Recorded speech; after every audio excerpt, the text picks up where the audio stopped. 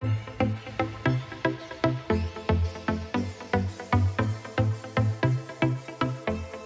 morning, everybody. Yes, we're really happy. We're about to embark on a super conversation with Don. Before we sort of dive into strategy, let's start simple, shall we? Sure. Can you tell us maybe a little bit more about Snapdragon? I gave it up in a few lines, but what it is, what it does, and maybe what it stands for. First of all. Yeah, I think you did a fantastic job. But just a little bit more context.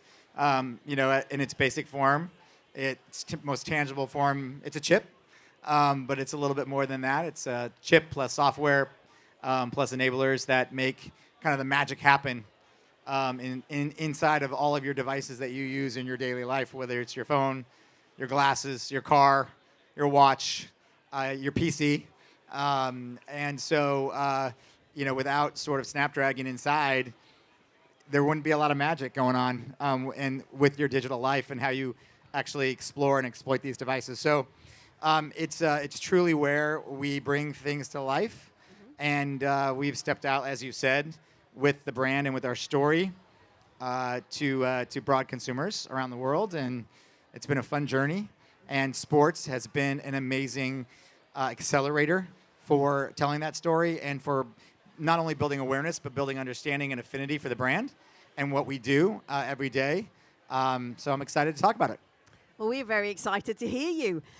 So you understood from what we've been saying, of course, Snapdragon powered the world's most innovative devices, quietly without shouting about it, first of all. What was the strategy behind making Snapdragon a flag consumer brand? And what's the big vision towards this move?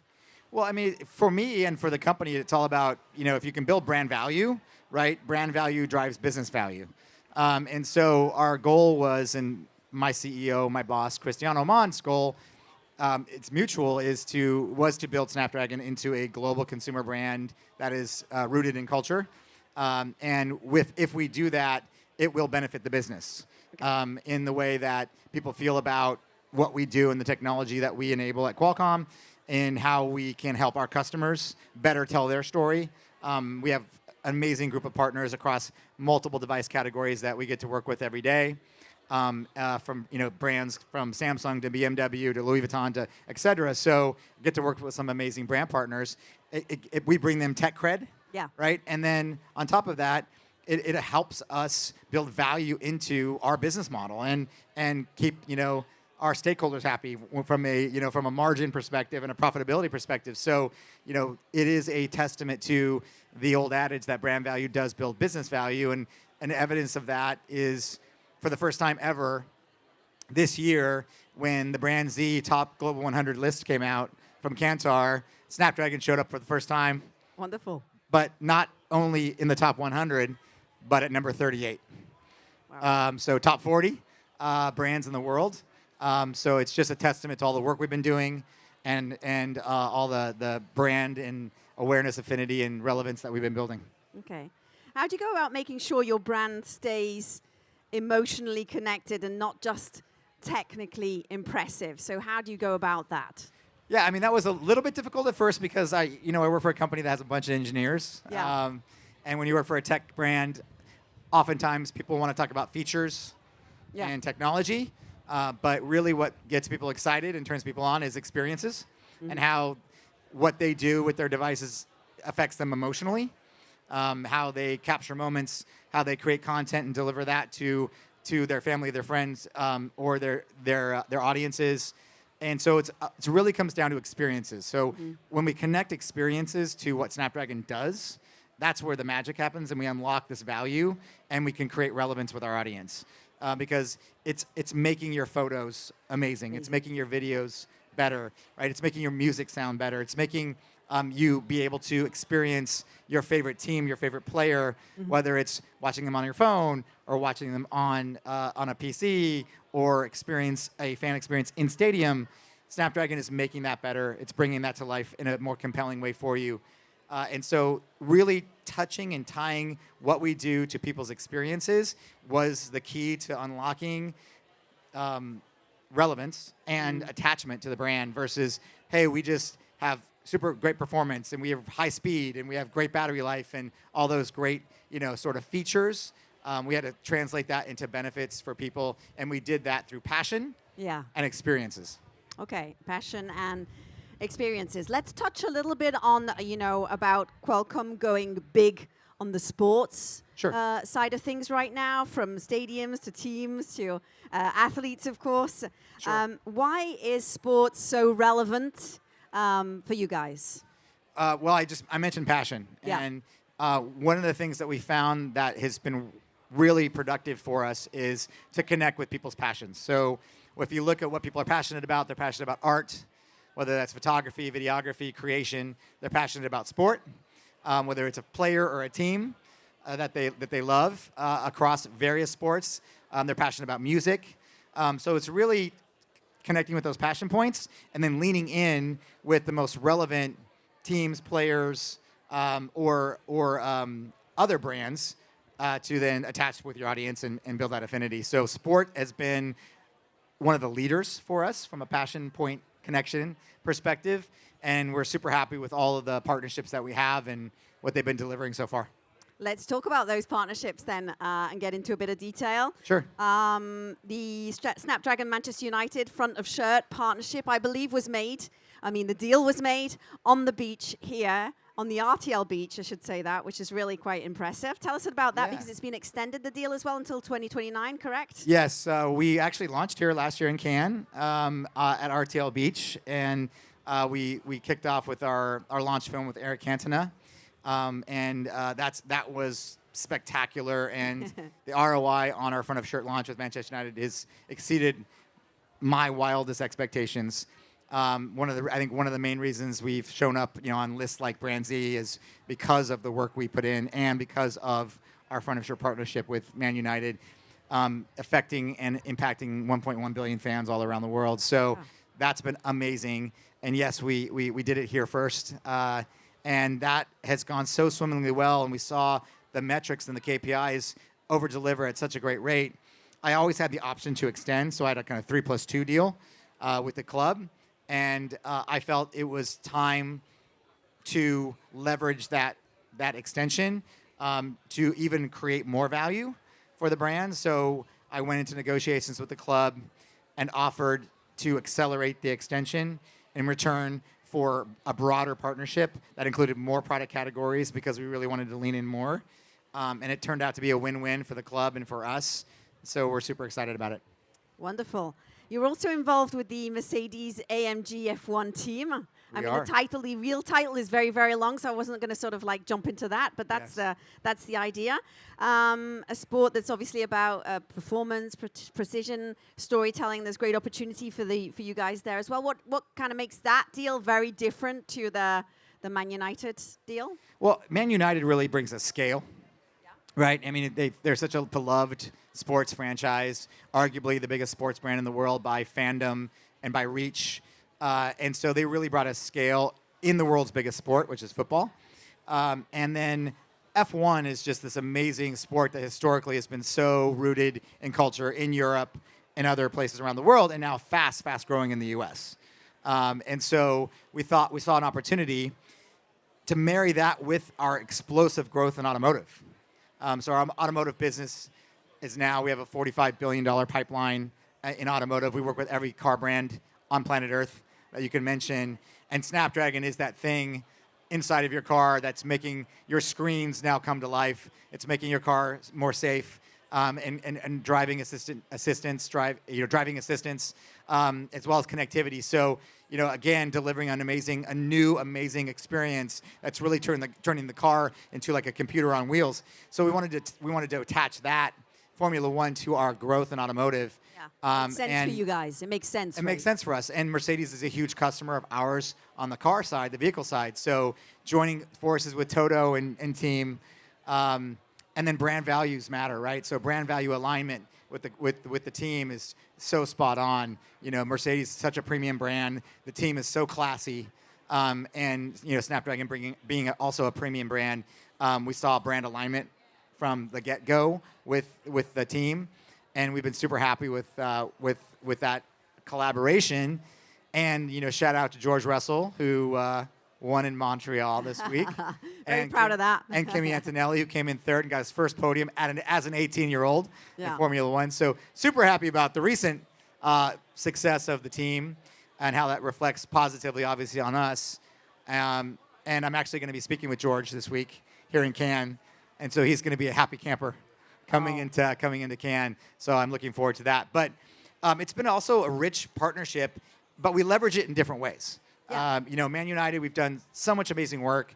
We have our partnership that we've done with Red and Man United, which we just announced in Davos and then brought to life at the West Ham match, which is really about driving purpose and driving soul and using that platform of global football, using that franchise of Manchester United, bringing a whole new generation awareness to Red and its cause to eradicate health injustice around the world, and lending that real estate, that front of shirt real estate, to Red for a match to kind of take a moment and then hopefully create a movement and get more people involved in their struggle and in the Global Fund's work. That was amazing. We're doing similar but different things with Mercedes. And what we like about this is we get to work, obviously, at the club level, and then we get to work at the player level or at the driver level. And so we've been doing some cool stuff with Mercedes, which I think for the first time, we're going to show you a little behind the scenes here at RTL Beach like we did last year. Step up with me over this side, and Yeah, then we absolutely. can let everybody see the screen perfectly. Yeah, and so I'll set this up a little bit. So Yeah. George Russell, obviously the lead driver for Mercedes. If you don't know who George is, he's also kind of known as the nicest man in Formula One, and a little bit on the vanilla side. So we wanted to bring George's personality a little bit more. So we've done a content series that we have just shot with George in Monaco, and it's called What the F1. And it taps into an insight and to a particular restriction that F1 drivers had, and we wanted to make fun of that restriction. And so here's a little behind the scenes with George Russell and What the F1. Take a look. Anyone who's ever created content on Snapdragon-powered devices knows it's fast, it's powerful, it's honestly just plain cool. So when we looked for a brand partner that matched our high performance, we knew just where to find one. An icon of sport, Mercedes-AMG Petronas F1 team blends raw power with precision, making their fan base the perfect match for our high-octane tech. And what better person to speak their language than team driver George Russell? We knew George would react strongly. What the? There was just one tiny problem. F1 drivers aren't supposed to swear. But as a brand that's known for pushing the rules of what can be done, we gladly accepted the challenge and found a workaround. One that would solve the problem and make us part of the conversation. This camera incredible. Introducing George Russell's Swearing Double. Brought to you by Snapdragon to say all the things that George is thinking about Snapdragon-powered devices but isn't supposed to say. Really? Yeah, I think so. It's actually yeah. Together, they're starring in a new series of social films shot exclusively on Snapdragon-powered devices, built for the feeds and designed to be a part of culture, where George can speak his mind when experiencing Snapdragon-powered devices and share his excitement, awe, and enthusiasm. And this one is fantastic. Yeah, nice save. Without getting into trouble. It's a bold, unexpected way to show how awesome Snapdragon tech is. This phone is so mind-blowingly fast. And proves that with the right idea and the right partner, you don't just join the conversation, you drive it. I mean, this is awesome.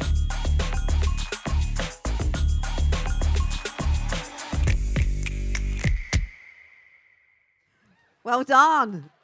That's really great. So yeah, we had a little fun with George, and we had a little fun with the rule that F1 drivers are not allowed to swear.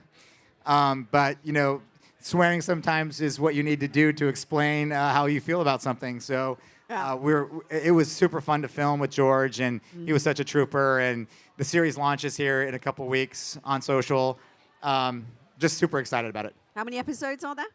How many episodes are there? I think there are going to be at least 4. Yeah. Maybe more. And we spent the whole entire day with George and his swearing double. That was such a great idea. Yeah, so we got a lot of content, and it's gonna be great. And I think for George, for his personal brand, he is actually a funny guy.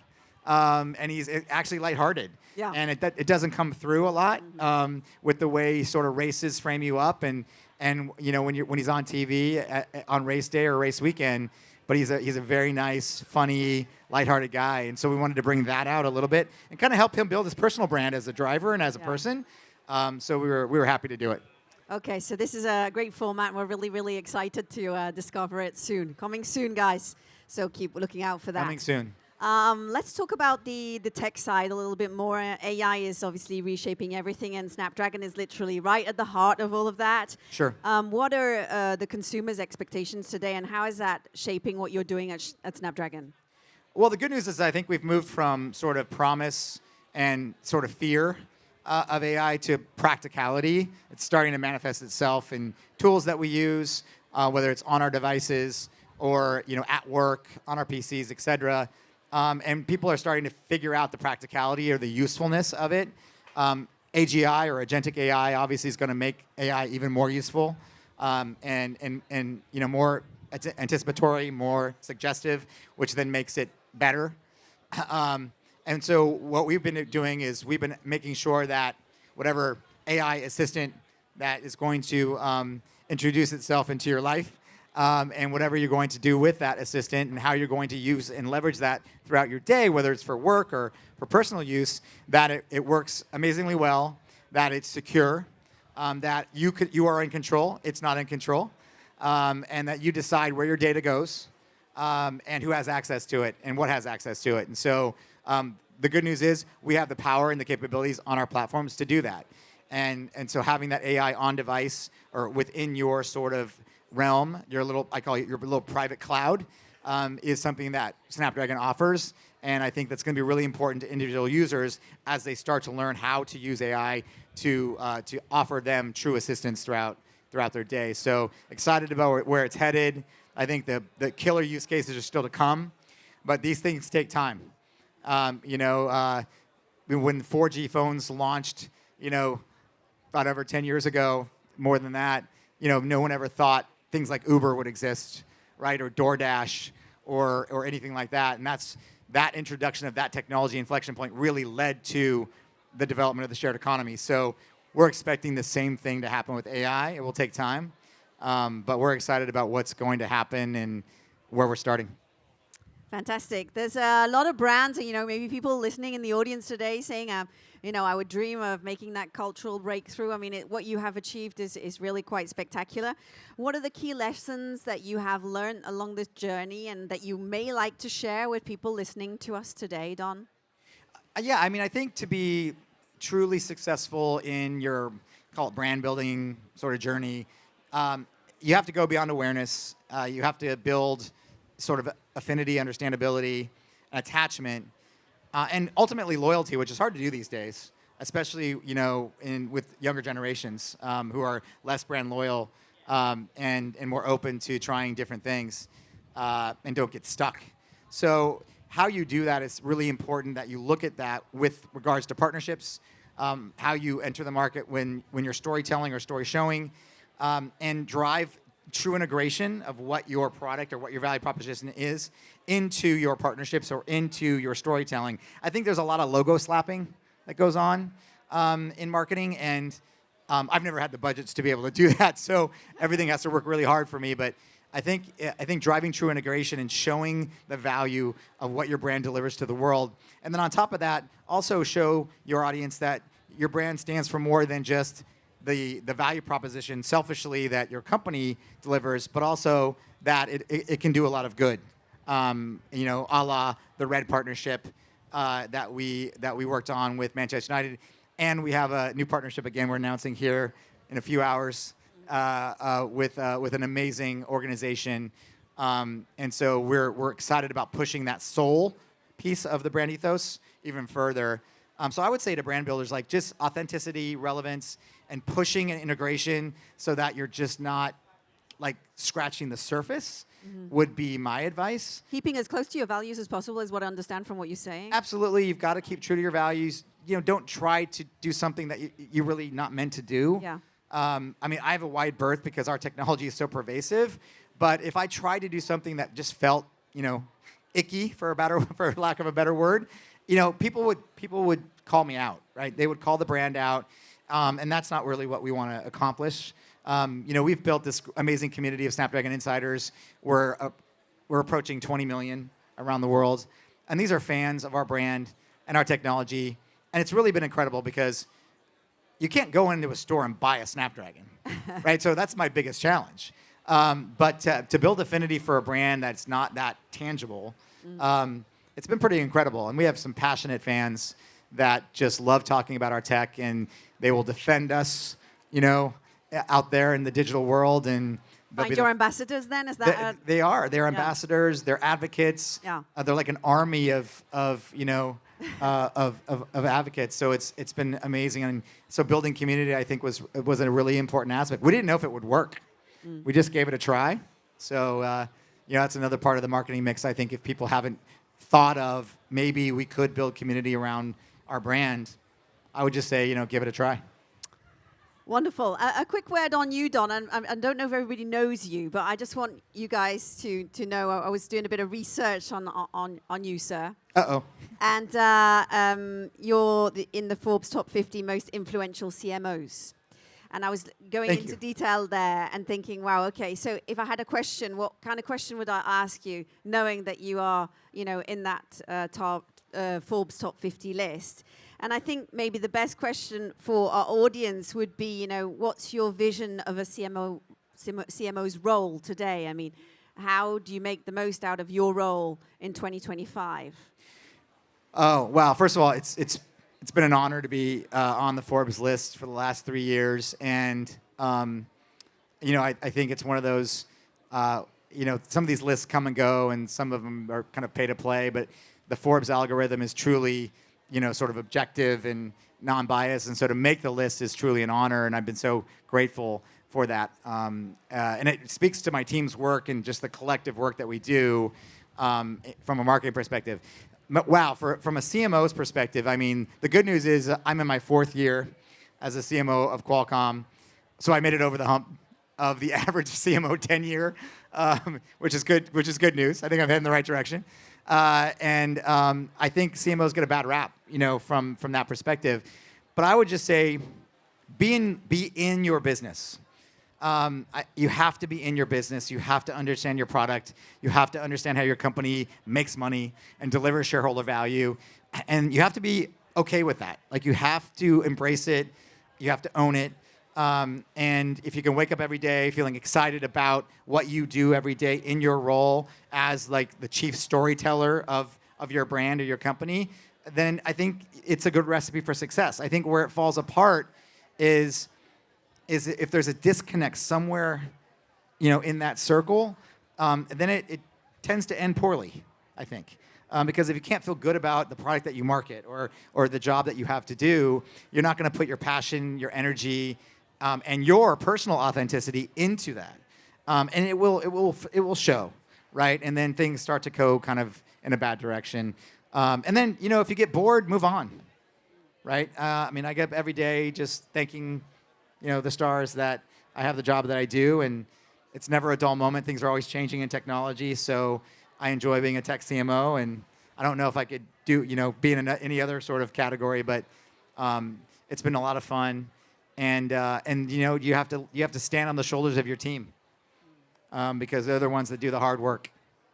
You just get to sit on stages and sweat and talk about it, but it's really the team that does all the hard work. It sounds like you're aligned, that you love your job and that you're happy doing what you do. And I think, if we're happy Absolutely. and we're aligned or in the right place at the right time, and you're obviously professional, then it is all to your benefit. Well, and build credibility and support with your business stakeholders. My CEO, Cristiano, my boss, he is an amazing supporter, right? He is an engineer by trade. He's a very linear thinker. But he understands marketing. He believes in the power of brand. He's a super advocate. You've got to understand your CFO's hot buttons. You've got to understand the rest of the C-suite, and you've got to build credibility and relationships there, or else you're going to be isolated or feel isolated, and then again, your success is going to be limited. Okay, thanks for the cool advice there. Guys, I don't know what time it is. I don't have my watch with me. This timing is okay. I have 2 quick questions to finish. We finished. We're at the end. Okay, a quick question to come to the end of this discussion, Don. maybe you could, obviously things are moving so fast. What is the next big thing in tech, in sports, in marketing? Something that you are really waiting for, really excited about? Something to highlight. Yeah, what I'm looking forward to, is how technology can continue to improve sport, like across the spectrum of all its touch points. I think there's a lot of work that still can be done in influencing and helping player performance, whether it's injury prevention, whether it's training, performance on the pitch, performance on the track, whatever that might be. There's so much technology that's coming out. There's I don't know if you guys heard of this mouth guard that has all these sensors in it that you can wear as an athlete, and it tells you all these biometrics based on your saliva and all this stuff. So there's so much cool stuff going on, and that goes all the way across the spectrum. So player performance in training, performance on the pitch or on the track, in stadium or fan experiences and live sporting events, digital fan experiences, front of office, back of office, operations with sports teams and leagues. There's so much to still do to bring these experiences to life and make them more compelling for fans. I mean, look, loving a team or loving a player and engaging in sport as a fan can be an expensive endeavor, right? It's the cost of tickets and merchandise and everything, and you really have, you really bought in, you're really investing, in that team or that player. So, the teams need to give back. Right, the sport needs to give back to the fans, and I think technology can enable them to do a better job of that, with some amazing, cool stuff that's going on out there that we've been taking a look at. Quick fire-away question: Snapdragon, if it was a sport, what kind of team player would it be? Oh wow, that's great. So if Snapdragon was a sport or a player or an athlete or yeah. Well, obviously, I think it would be team captain of whatever team it's on. Super fast, can go for hours. Good. Right? So lots of stamina, endurance, and bring everybody else along with it. Wonderful. So that would be my definition. Wonderful, Don. This has been a great conversation. Thank you very much. Please give Don a huge round of applause. Thank you, Lou.